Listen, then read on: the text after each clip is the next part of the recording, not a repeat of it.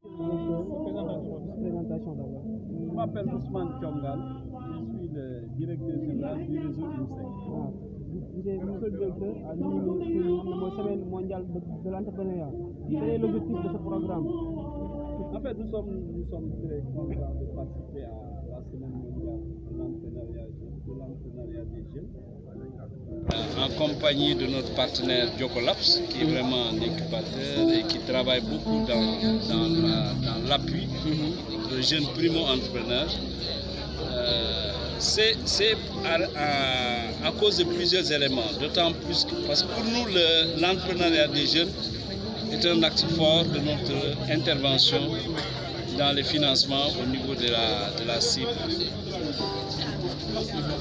C'est une cible très risquée, mais IMSEC s'est dit, seul, participer, financer les jeunes seuls, va droit à l'échec, parce que le financement seul n'est pas suffisant. Vous avez besoin de développer des synergies avec les acteurs de l'écosystème du financement des jeunes. Il y a des incubateurs, il y a des coachs, il y a des centres de formation, il y a des écoles de formation professionnelle. Et c'est dans ce cadre-là IMSEC est en train de tisser un réseau de partenaires avec qui nous travaillons pour pouvoir au moins approcher la cible jeune. Parce qu'avant, c'est sur la base de plusieurs échecs de financement direct aux jeunes que nous nous sommes rendus compte que si on ne travaille pas avec des acteurs pour des services non financiers, pour des services d'accompagnement, accompagnement post-financement, suivi post-financement, ça on aura énormément de difficultés. Et c'est dans ce cadre-là que le partenariat que nous avons noué avec Jocolabs, avec GRED, avec Eclosio, avec l'ensemble des acteurs du secteur, nous ont permis en fait de montrer que c'est possible de travailler avec les jeunes.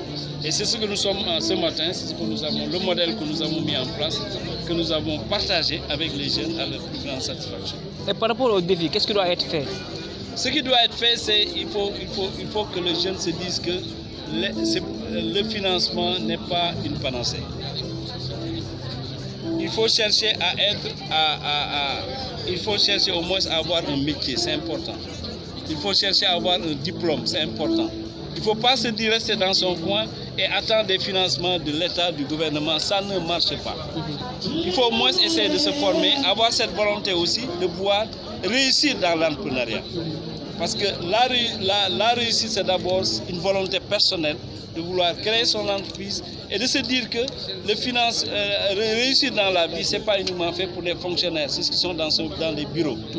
Il y a possibilité pour un jeune de créer de l'emploi, il y a possibilité pour un jeune d'aider sa famille, il y a possibilité pour des jeunes de pouvoir au moins faire gagner, en fait se réaliser en tant que personne, en tant qu'agent économique.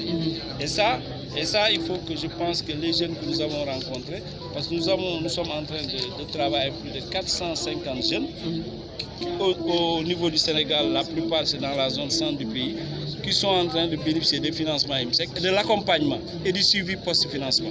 Pour nous, c'est extrêmement important. Parce que vous ne pouvez pas vouloir réussir et uniquement tendre la main. Non. Les jeunes actuellement, on parle de jeunes, mais ils sont jeunes et responsables. C'est des responsables. Ils veulent réussir dans leur vie. Il faut les aider, les accompagner pour qu'ils puissent au moins se réaliser en tant qu'être humain, en tant qu'homme. Parce que l'avenir de demain, c'est eux. Il faut les aider. Et ne pas s'arrêter uniquement au financement, point. Donner de financement aux jeunes, les laisser seuls dans la jungle de la vie, ça mène droit vers l'échec. Quelles sont les réalisations que vous avez faites en matière d'accompagnement? Non, pour nous c'est clair. Nous avons financé dans le projet avec la coopération luxembourgeoise que nous sommes en train de dérouler. Nous avions pour objectif de financer 400 jeunes avant la fin du projet. On est à déjà 450 avant la fin du projet. Le projet n'est pas encore terminé. Nous avions aussi une ligne de 200 millions, alors que de 200 millions, pour 202 millions que nous avons financés pour les jeunes et qui se remboursent. Et qui se remboursent normalement parce que nous avons sélectionné, à cause du partenariat que nous avons tenu avec Jocolabs, avec GRED et l'ensemble des autres acteurs, nous avons présélectionné et travaillé sur les jeunes pour qu'ils puissent accéder au crédit, pour qu'ils puissent au moins avoir un métier, et pour qu'ils puissent au moins avoir des plans d'affaires, et dès qu'ils reçoivent le financement, ils puissent au moins savoir où est-ce qu'ils vont investir. Ça, c'est important. Il ne faut pas recevoir l'argent et chercher où investir. il faut au moins avoir un plan d'affaires bien ficelé. Deuxièmement, les jeunes que nous avons accompagnés ont bénéficié aussi d'un suivi post-financement. Il y a une expertise dans le coaching des jeunes qui existe au Sénégal et qui est sous-exploitée.